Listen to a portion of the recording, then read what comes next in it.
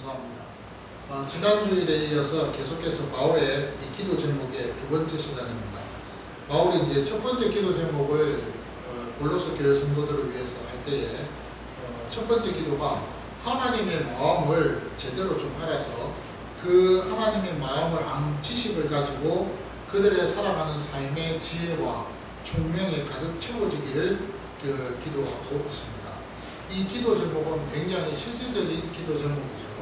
그리고 두 번째 기도 제목은 그리스도인으로서 합당한 삶을 살아가는 자들이 되기를 기도하고 있는 것을 봅니다. 오늘 제가 이제 나머지 두 가지 기도 제목을 살펴보게 되는데요. 이 세 번째 기도 제목은요, 기쁨 가운데에서 인내와 오래 참음을 갖게 해달라는 기도 제목입니다.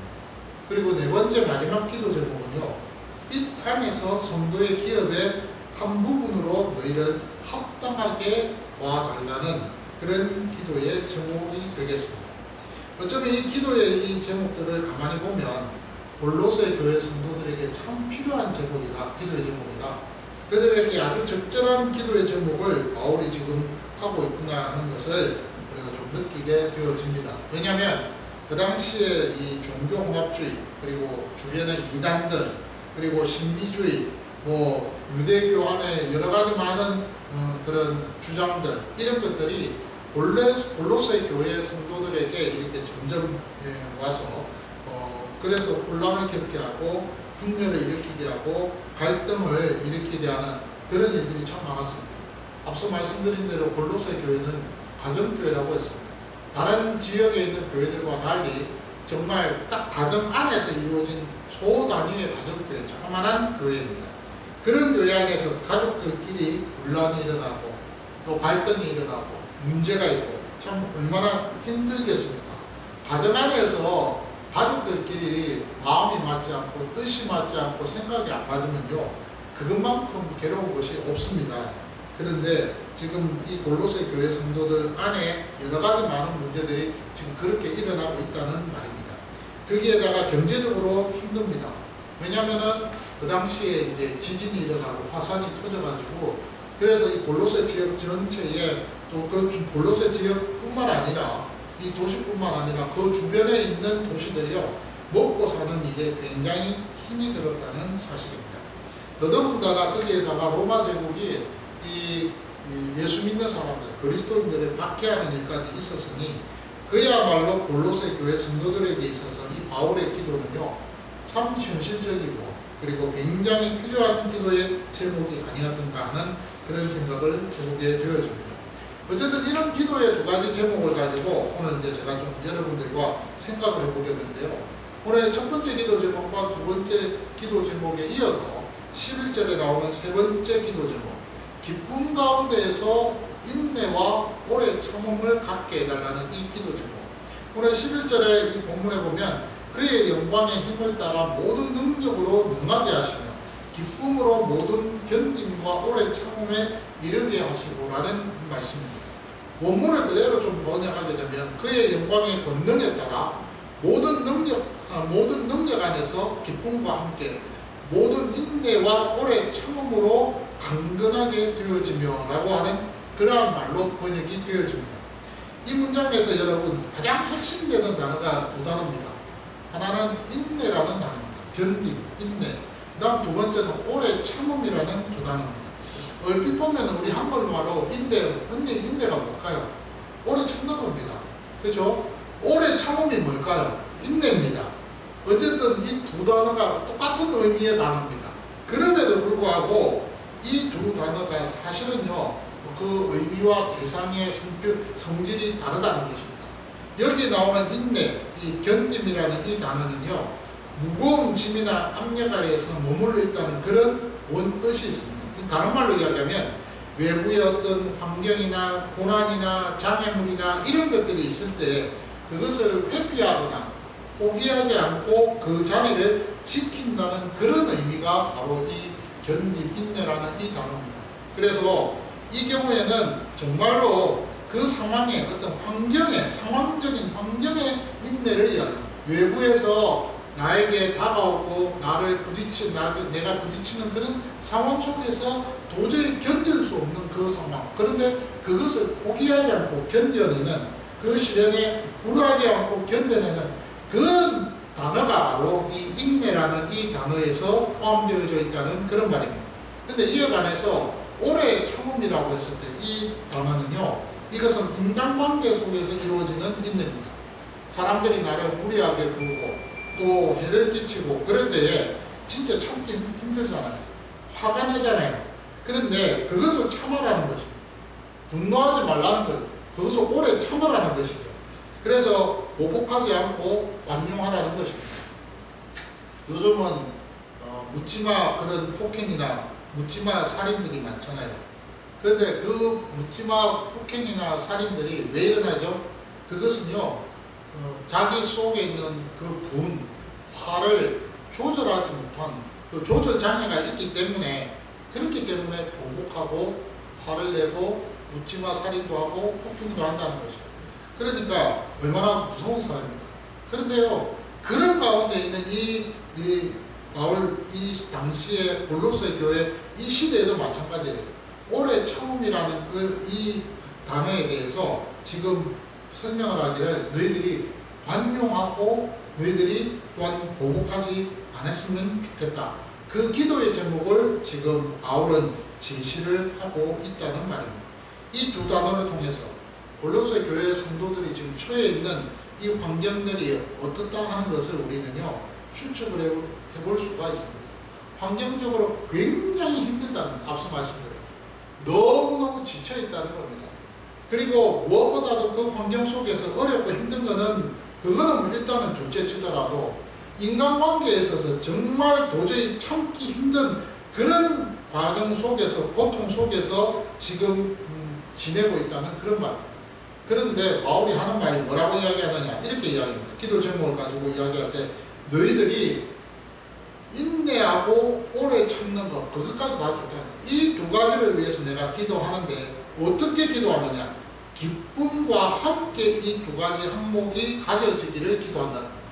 그러니까 더 기가 막힌 말이죠. 예, 기쁨으로서 인내하고 기쁨으로서 오래 참는 그 삶을 살아가도록 내가 너희들을 위해서 기도한다 하는 그런 말입니다. 우리가 알다시피 여러분, 어렵고 힘들고 괴롭고 정말 고통스럽고 그런 상황에 있습니다. 그럴 때에 인간관계도 그렇고 환경도 그렇고 모든 것들이 다 견디기가 힘들어요. 그런데 그것을 기쁨으로 견디고 기쁨으로 오래 참는다. 이거 가능할까요? 이거 완전히 불가능입니다. 이거는 도저히 답이 없습니다. 왜냐면요, 그 모든 것들이 감정이라는 곳에서 시작되기 때문에 그렇답니다. 그 감정을 통제하지 못하기 때문에 그렇다는 거예요. 좀 더 우리가 실질적으로 직접적으로 말씀드리면 내 감정이 통 큰 감정이 아니라는 거예요. 그러니까 좀 힘들다는 거예요. 내가 오래 참고 내가 견뎌낸다, 이거 불가능하다는 겁니다. 그런데 바울은요, 이 부분에 대해서 해답을 주고 있습니다. 11절 앞부분에서 야, 이거 가능하다, 그렇게 이야기합니다. 그거 어떻게 가능하냐? 심리학자들은 이런 부분에 있어서 분명히 가능하다고 제시하는 부분들이 있거든요. 근데 바울 역시도 그렇게 이야기합니다. 어떻게 이야기합니까? 11절에 그의 영광의 힘을 따라 모든 능력으로 능하게 하시며 라는 이 말로 가능하다는 겁니다.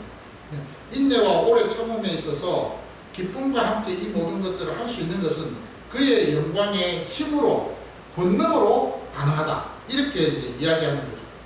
내 힘으로 인내와 오래 참음을 할 수가 없다는 것입니다. 나의 감정을 내가 좌지우지하면서 흔들어 놓을 때 그 어쩔 수 없이 그 감정에 매여서 우리는 살아갈 수밖에 없습니다. 그렇잖아요. 나를 화나게 만들면 그 감정에 휩싸여서 그 감정을 추스리는데 하루 왼종일 걸립니다. 그렇지 않습니까? 저도 열받으면요, 하루 왼종일 그 사건 때문에, 그 일 때문에, 그 사람 때문에 마음을 추스리지 못해서 굉장히 힘든 경우들이 참 많습니다. 하루 왼종일 그래요. 그래서 아마 성경에 너희들이 그 분을 냈을 때, 그 감정 조절이 안 됐을 때 그 감정을 해지기 전까지 가시면 안 된다라고 그 말을 한 것도 어떤 면에서는 일리가 있는 말이 아닌가 생각을 해보게 되어집니다. 어쨌든 여러분, 우리가요, 감정 조절하는 거, 이거 참 어렵습니다. 근데 우리의 감정에 있어서 가장 심각하고 무서운 감정은요, 바로 두려움이라는 감정입니다. 이 감정은요, 통제가 안 됩니다. 두렵기 시작하면 그때부터 힘이 듭니다. 제가 어느 TV에서 보험 광고를 좀 본 적이 있습니다. 제가 그 광고를 보면서 정말, 야, 광고 참 잘 만들었다, 이런 생각했습니다. 왜냐하면 생명보험에 관한 그 광고인데요, 미래의 불확실성, 그리고 병에 대한 어떤 그런 무서움, 그래서 죽음을 맞이할 수밖에 없는 그런 상황들, 이런 것들을 그 내용으로 잘 편집을 해서 광고를 하더라고요. 정말 우리에게 있어서, 인간에게 있어서 두려움이라는 그 감정을 잘 터치하면서, 그러면서 이 광고를 만든 정말 좋은 광고였습니다. 심리학자들이요, 인간의 의지를 가지고 노력을 통해서 우리가 훈련을 하면서 감정을 다스릴 수 있다. 두려움도 어느 정도 해소할 수 있고, 분도 어느 정도, 나의 어떤 화도 어느 정도 해소할 수 있다. 그런데요, 한계가 부딪히면요, 답이 없습니다. 그 한계가 고갈이 되면 진짜 답이 없습니다. 더 이상 어떻게 할 수가 없습니다. 뭐 어떻게 하겠어요? 어떤 사람은 그래요. 내가 화가 나고 내 감정 추스리지 못하면 차 끌고 고속도로 그냥 다니면 돼요. 또 어떤 사람은 뭐 저 서해안 가서 바닷가에서 그냥 해지는 거 좀 보고 있으면 어느 정도 감정이 풀어진대요. 그거는요, 여러분, 일시적입니다. 그래가지고 감정이 풀어지고 다스려질 것 같으면 이 세상 모든 사람들 감정 다 다스릴 수 있다고 말할 수 있을 뿐만 아니라, 감정 안에서 분이라는 것은 없이 살아갈 수 있지 않겠습니까? 그런데 그렇지가 않다는 거예요, 실질적으로. 근데 오늘 바울은 그 부분에 대해서 이야기를 합니다. 뭐라고요? 그의 영광의 힘을 따라서 이 일이 가능하다는 것입니다. 그의 영광은요, 하나님의 영광의 힘입니다. 그 하나님의 영광의 힘을 통해서 우리는 기쁨 안에서 어떤 상황을 만나든지, 어떤 사람과의 관계 속에 있든지 간에 그 형편 속에서 인내할 수 있고요, 또한 오래 참을 수가 있다는 사실입니다. 그러면 하나님의 영광의 힘이 뭘까요? 그 하나님의 영광의 힘은요, 예수 그리스도의 능력을 말합니다. 히브리서의 1장 3절의 말씀을 보십시오. 그 말씀에 보니 이런 말씀이 있어요. 이는 하나님의 영광의 광채시요 그 본체의 형상이라. 그의 능력의 말씀으로 만물을 붙드시며 죄를 정결하게 하는 일을 하시고 높은 곳에 계신 지극히 크신 이의 우편에 앉으셨느니라고 했습니다. 여기 오늘 1장 3절에 하나님의 영광의 그 광채라고 했을 때 누구를 가리킬까요? 그분은 바로 그리스도 예수 그 자신을 가리킵니다. 왜냐? 지극히 크신 이의 우편에 앉아 계신 분이시기 때문에 그렇다는 거예요. 근데 오늘 여기 본문에 보니 하나님의 영광이라고 했습니다. 하나님의 영광의 본체가 누굽니까? 바로 예수 그리스도 그분이십니다. 그분의 능력으로 이 모든 일이 가능해진다는 겁니다. 요한복음의 1장 14절에 마찬가지입니다. 오늘 고린도후서 4장 4절의 말씀에서도 마찬가지입니다. 하나님은 하나님의 그 영광에, 그 그리스도는 하나님의 그 영광의 본체시요, 또한 본체수로 그 형상이라는 그 사실에 대해서 분명하게 기록하고 있다는 사실입니다. 그분이 가지고 있는 능력으로 우리는 이 모든 일을 넉넉히 감당할 수가 있다는 것이죠. 이것이 바로 복음입니다. 이 능력이 우리에게 좋은 소식이 된다는 것이죠. 생명이라는 것입니다. 베드로전서 1장 23절에 보니까 거기에 이런 말씀으로서 우리에게 위로하고 있는 것을 보게 되어집니다. 오늘 보니까 1장 23절에 너희가 거듭난 것은 썩어질 시로 된 것이 아니오 썩지 아니할 시로 된 것이니 살아있고 항상 있는 하나님의 말씀으로 되어 있다라고 그렇게 말씀하면서 요한일서 5장 11절에서 12절에 있는 그 말씀 속에서 이렇게 이야기합니다. 또 증거는 이것이니 하나님이 우리에게 영생을 주신 것과 또한 이 생명이 그의 아들 안에 있는 그것이니라. 이들이 있는 자에게는 생명이 있고 하나님의 아들이 없는 자에게는 생명이 없다라고 그렇게 말씀하고 있는 것을 봅니다. 분명한 것은요, 여러분, 예수 그리스도 그분이 하나님의 본체이시고 형상이십니다. 다른 말로 이야기하면 하나님의 영광의 그 능력의 이 예수 그리스도 그분 안에 생명이 있다는 거예요. 그리고 그 생명을 통해서 우리 안에 그 생명이 함께 있다는 사실을 가르쳐주고 있다는 것입니다. 결국에는 예수 그리스도의 능력과 영원한 생명이 우리 안에 있기에 나의 힘으로 이 모든 일을 감당할 수 있고 극복할 수 있다는 그런 말이 되어진다는 것입니다. 모든 일에 있어서 내 힘으로 될 수가 없다는 것이죠.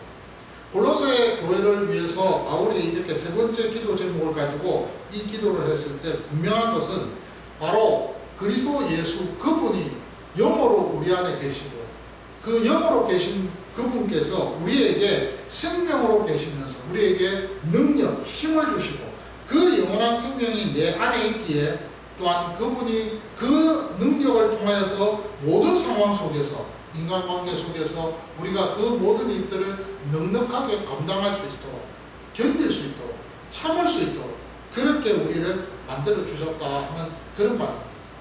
이것이 가능하다고 바울은 이야기한다는 거예요. 내 힘으로는 그것은 할 수 없어요. 그런데 그분께서 그 일을 하게끔 우리를 붙들고 이끌어 주신다는 말입니다. 여러분, 지금 우리 겨울입니다. 난방기 정말 좋습니다. 이게 냉방기 있고 에어컨도 좋지만 난방하는 저 난방기도 얼마나 좋습니까? 그렇죠? 빵빵하게 틀면 온 공간이 따뜻해집니다. 근데요, 여러분, 저 난방기도 전원을 꽂아서 이렇게 켜지 않으면 작동이 되지 않습니다. 가동 안 돼요. 전원을 빼면 그야말로 정말 아무 의미가 없습니다. 특별히 그 난방기가 고장이 났잖아요. 그러면 더 답이 없잖아요. 똑같아요, 여러분. 우리가 그리스도 예수 그분이 영으로 우리 안에 계셨어요. 난방기가 전원이 연결되듯이 그분이 우리 안에 계신다. 영원히 안 떠나셨다는 거예요. 그래서 우리와 함께 계시면서 우리가 어떤 형편에 있든지 우리를 붙들고 계신다는 거예요. 그분의 그 영이 우리와 함께 계시면서 그 영이 생명으로 우리 속에 함께 계시면서 우리를 붙들고서 이끌어 나가시는 거예요. 그러면서 내가 어떤 사람을 만나든지 어떤 환경을 만나든지 간에 그 가운데에서 나 자신이 혼자서 그 일을 감당하게끔 만들지 않으신다는 거예요. 그리고 우리에게 지혜를 주시고 우리에게 용기를 주시고 우리에게 믿음을 주시고 그래서 그 환경들을 극복하고 감당하고 포기하지 않게끔 견디게끔 만드신다는 거예요. 내 힘으로 할 수가 없는 거예요. 인간관계에 있어서도 내가 정말 저 사람 보면 너무 힘들고 어려운데 그런데 그것을 감당하고 견딜 수 있게끔 그렇게 만들어 주신다는 겁니다. 그 속에서 그 일을 할 수 있게끔 한다는 거예요. 그것이 우리 안에 영원한 생명, 그리스도의 생명이 있기 때문에 그 생명은 어디에서 나왔습니까? 그리스도의 피입니다. 그 보혈의 피가 우리 안에 있다는 거예요.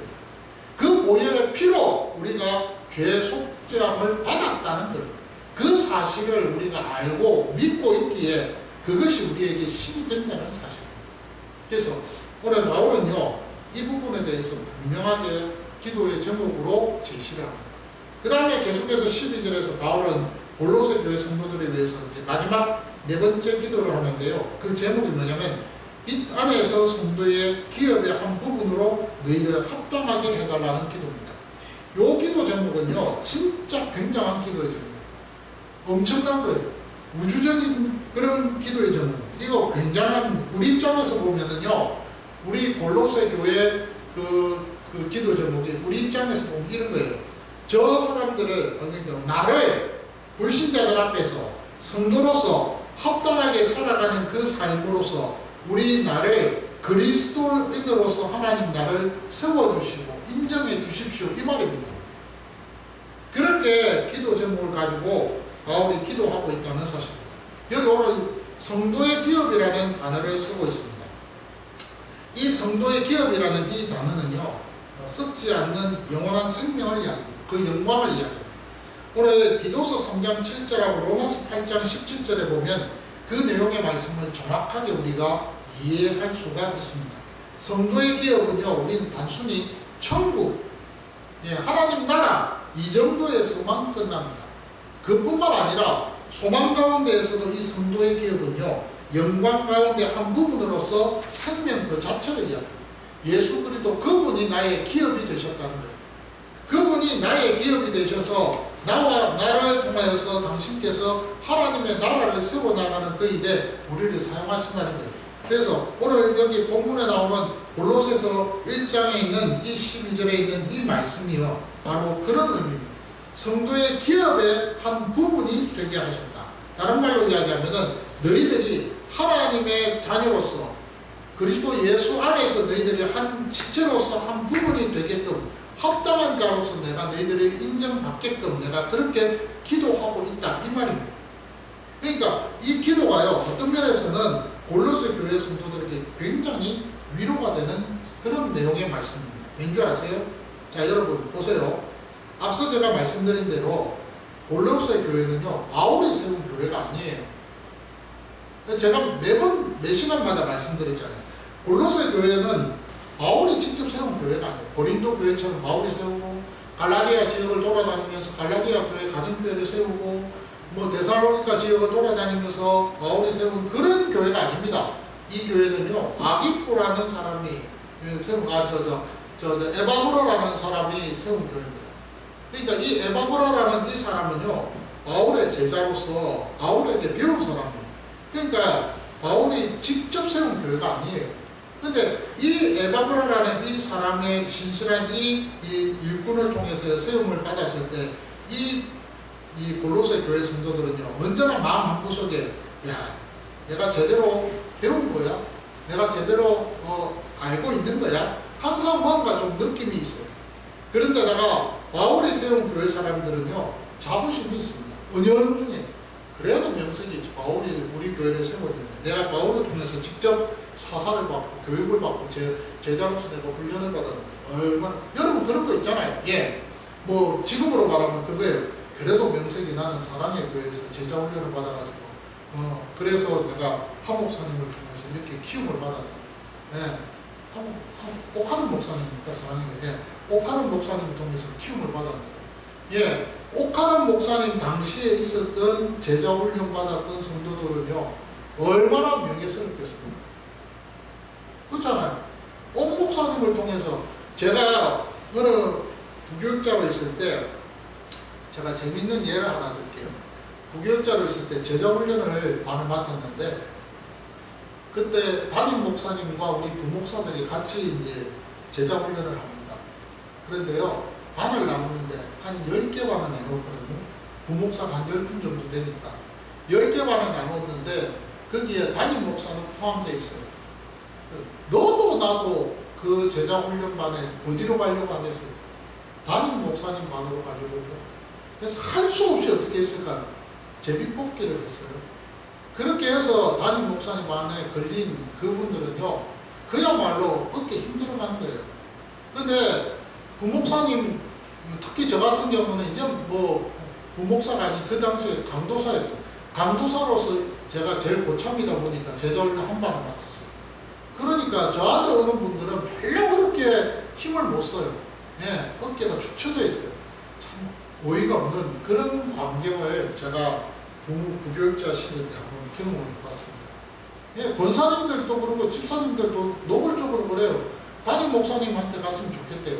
저 누구라고 그 담임 목사님 말씀을 이미 이제 소천하신 목사, 아주 귀하신 분이에요. 우리 이 교단에서 어른인데 제가 그걸 보고 느꼈습니다. 아, 저거구나. 예. 골로새 교회 성도들도 이런 심정입니다. 아시겠어요? 예, 바울이 세운 교회는요, 얻기 힘들어갑니다. 근데 골로새 교회는요, 에바브로가 세워갖고 힘이 없어요. 그래서 제대로 배웠는지 우리의 영적 수준은 어느든지 잘 몰라요. 그런데 그런 가운데 있는 그 성도들을 향해서 바울이 기도 제목을 제시합니다. 네 번째, 뭐라고 이야기합니까? 야, 너희들 정말로 내가 너희들을 위해서 기도하는 것 중에 하나가 뭐냐면, 비단에서 성도의 기업의 한 부분이라는 그 사실에 대해서 너희들이 확신을 가지고 있기를 내가 기도하고 있다라고 해요. 그러니까 다른 말로 이야기하면 에바브라가 너희들 교회를 세웠지 너희들도 교회를 맞아오라고 그렇게 인정해 준 거예요. 그러면서 너희들도 정말 자신만만하게 평안하게 하나님 앞에서 정말 신앙생활 잘해 라고 그것에 대해서 난 감사한다 이거예요. 그래서 오늘 12절 끝부분에 아버지께 감사하게 하시기를 원하노라. 기가 막힙니다. 아버지께 감사하게 하시기를 원하노라 이 말을 하고 있는 거예요. 그러니까 여러분 사실은요 바울이 골로새 교회를 성도들을 한 번도 보지를 못했어요. 천명부주입니다.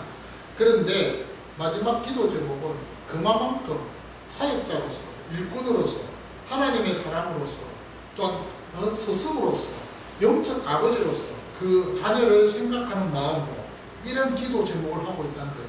세밀하잖아요. 얼마나 참 세밀하게 모든 것들을 다 이렇게 살펴보는 그런 참 멋진 지도자 아닙니까? 바울이 그런 기도를 하고 있다는 것입니다. 제가 이 네 번째 기도 제목을 곰곰이 생각하면서 참 많은 것들을 느꼈어요. 야, 바울이 섬세하구나.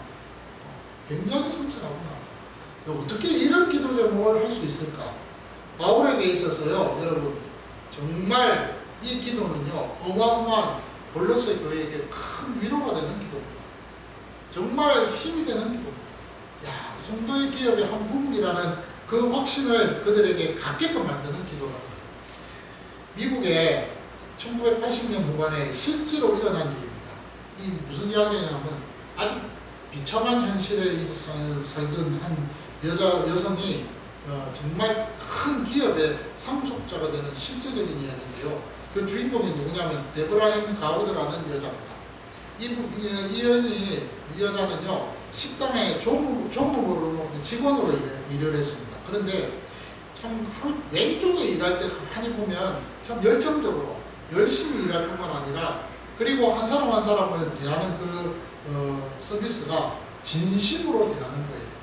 그런데 하루는요 이제 석유의 재벌가로 유명한 윌리엄 하인즈라는 분이 계시는데 이분이 그 식당에 매일 출근을 해서 아침마다 밥을 먹고 갑니다. 우리가 보면 이제 재벌가들이 떵떵거리면서 잘 먹고 잘 살겠지 이렇게 하잖아요. 근데 이 윌리엄 하인즈는요 정말 돈을 많이 잘 아끼는 사람이었습니다. 그래서 이 식당에 항상 아침마다 또 저녁에 퇴근할 때 햄버거를 하나씩 이렇게 사가지고 먹고 가는 그런 어떤 이제 아주 일정한 그 어떤 그 루틴으로 이렇게 살아가는 분이었어요. 그러면서 이 종업원을 이 직원을 이제 보게 된 거죠. 그래서 곰곰이 이제 살펴보니까 괜찮은 거예요, 이 여자애가. 그래서 윌리엄 하인즈가 그녀를 불러가지고 너 내 양녀가 되자라고 그래서 입양하기로 결정을 했다고 합니다. 그리고는 하인즈가 그녀를 이제 진짜 양녀로 입양을 했습니다. 그리고는 모든 자신의 사업과 기업들을 이 데브라에게 다 권한을 넘겨주었습니다. 그러니까 하루아침에 식당의 종업원이 이제 대기업의 그 회장의 딸이 된 거예요. 그래가지고는 상속녀가 돼가지고 완전히 신분이 바뀌었잖아요. 그러고 나서는 이제 그의 삶에 맞는 그 모습을 살아가는데 결국에는 하인즈는 죽고 그 큰 그룹을 이제 상속받은 이 여인이요 열심히 자신에 맞는 삶을 살아가면서 돈만 모으는 것이 아니라 모든 이웃들을 생각하면서 자선하는 그 삶을 아울러서 살아갔다고 합니다. 어떤 면에서는 참 일어날 수 없는 그런 일들이 지금 이 미국의 1980년대 이 후반에 여기 이 땅에서 일어난 것이 아닌가 생각합니다. 신분이 완전히 변했고 그 삶에 있어 모든 것들이 완전히 바뀐 그런 여인의 모습을 우리가 보면서 우리의 모습도 그렇지 않을까 하는 생각을 해요. 자, 여러분, 우리가요 바울에 의해서 세움을 받은 교회가 아닙니다. 그렇죠? 그렇다고 해가지고 유명한 어디 큰 교회, 사랑의 교회, 뭐 온누리 교회, 심지어는 뭐 제가 아는 저 분당의 할렐루야 교회, 또 뭐 갈보리 교회, 굵직굵직한 교회, 예. 그런 교회에 내가 신앙생활하는 그런 성도가 아닙니다. 그러면 5년 중에 그런 마음이 될 거 아니에요. 그래도 좀 큰 교회에서 그래도 그 옛날에 옥하는 목사님, 하용조 목사님, 그 다음에 박종훈 목사님 이런 유명한 분들, 예, 김성환 목사님이나 뭐 또 할렐루야 그 누굽니까 그 목사님 이런 분들을 밑에서 내가 신앙교육을 받고 전도를 받아서 신앙생활하고 자 그러면 뭐가 좀 내가 좀 다른 사람들과는 좀 남다르지 않겠어? 그런 마음을 여러분 가질 수 있지 않을까요? 예. 그런데 우리가 살아가는 삶 속에서요 오늘 바울이 우리에게 가르쳐주는 내용이 그거예요. 너희들이 어떤 형편에 있든지 어떤 상황에서 너희들이 부름을 받았든지 그 부름 받은 그 모든 것들은 사람에 의해서 부름 받은 것이 아니라는 거예요. 그리스도 예수 그분께서 당신의 피로서 우리를 핏값으로 사셔서 불러주셨다는 겁니다. 그래가지고 우리를 하나님의 자녀로 삼아 주셨다는 거예요. 그 사실을 기억하라는 겁니다. 데보라 같이 정말 뜬구름없이 하인제가 찾아와서 너 내 딸 해라 이 정도가 아니라는 거예요. 하나님의 그 깊으신 뜻 안에서 영원전 당신의 그 모든 계획 속에서 우리를 선택하셔서 그래서 하나님의 자녀로 삼아 주셨다는 것이 에베소서 1장 3절에 있는 말씀 아니겠습니까? 그런데 더 놀라운 것은 사도행전 2장에 베드로가 예루살렘에 있는 그 많은 성도들, 그 신도들, 무리들 앞에서 설교를 합니다. 뭐라고요? 너희들이 누구든지 자신의 죄를 회개하고 각각 그 예수 그리스도를 그 이름으로 세례를 받고 그리고 죄 사함을 받아 성령을 받으며 그러면 모두가 다 하나님의 자녀가 된다. 이 분명한 이 약속을 당시 바울과 함께 한 모든 자들뿐만 아니라요. 저와 여러분 우리 모두가 아니 멀리 있는 사람들 이 시대를 초월해서 다른 시대에 살았던 사람들이라 할지라도 누구든지 주 우리 하나님이 얼마든지 부르시는 자들에게 적용되는 이 복음이 바로 이 말씀이라는 거예요. 그러니까 저와 여러분들에게 있어서는 이거는 예외가 없고 제한이 없다는 거예요. 바울은 그 부분에 대해서 지금 마지막 기도 제목으로 골로새 교회 성도들을 위해서 기도하고 있습니다. 야 너희들 딴 생각 가지지 말라. 너희들은 진짜 하나님의 자녀야. 성도의 기업의 한 부분이 되어 합당한 자가 되어진다는 그 일에 대해서 계속 되는 그 사실에 하나님 앞에 감사라는 거예요. 사실 이 원문 자체가요 지금 번역된 거하고 좀 달라요. 그래서 이 원문을 가지고 제가 좀 풀어봤어요. 그런 뜻이에요. 그러니까 이 12절에 있는 이 말씀이 기가 막힌 말씀이라 위로가 된다는 거예요. 와, 바울이 이렇게 기도하고 있구나. 이 안에서 너희들이 성도의 기업의 부분을 얻기에 합당하게 하신, 다른 말로 이야기하신, 너희들이 정말로 성도의 한 부분으로서 하나님의 지체, 그리스도 안에 한 지체로서 너희들이 한 몫을 감당하고 하나가 되었다, 포함되었다는 이 사실에 합당한 것, 이것이 너희들 하나님께는 얼마나 감사한 일이다. 너희들 내 때문에 너희들이 그래 된 것이 아니라 하나님이 그래 만들어 주셨다. 그래서 이 마지막 기도 제목을 가지고 바울은 골로새 교회 성도들을 위해서 기도를 했습니다. 오늘 저와 여러분들이 이 세상 살아가면서 가끔씩이 아닌 자주입니다. 자주 인내해야 되고 오래 참아야 될 일이 참 많잖아요. 그럴 때마다 여러분들 내 감정에 휘둘리는 경우들이 얼마나 많습니다. 저도 마찬가지예요. 목사지만 저도 감정에 휘둘릴 때가 여러 번 있습니다. 감정 조절이 안 돼가지고 분노 조절이 안 돼서 분노 조절 장애라고 하잖아요. 요즘 진짜 묻지마 폭행이나 살인 또 남자친구가 여자친구를 때린다든지 폭행한다든지 아니면 부부 사이에 싸움이 일어나다 결국에는 서로가 헤어진다든지 심지어는 죽인다든지 분노 조절 장애입니다. 못하는 거예요. 왜 그럴까요? 감정 조절이 안 되니까. 그 감정 조절은요 아무리 인간적으로 노력을 한다 하더라도 불가능한 거예요. 근데 그 일을 가능하게 할 수 있는 분이 누구냐? 하나님의 그 은혜의 능력, 영광의 권능이라고 했어요. 그리스도 예수 그분이 내 안에 영으로 계신다는 그 사실을 알고 있으면 가능하다는 거예요. 그러니까 다른 말로 예수 믿고 그 예수 믿는 가운데에서 내 안에 그 영이 있다는 것을 알고 그 영이 나를 생명으로서 함께하고 있다는 것을 알 때 그때 그 가운데에서 많은 것들이 생각이 나타난다는 거예요. 그래서 여러분 예수 믿는 사람은 생각이 많습니다. 예수 믿는 사람은 생각이 복잡합니다. 왠지 아세요? 그냥 단순하게 생각을 하게 되면 하나님 앞에서 이거야라고 나아갈 수도 있습니다. 그런데 생각을 단순하게 하면서도 생각이 복잡한 부분들이 많아요. 이걸 해야 돼? 말아야 돼? 어떻게 해야 돼?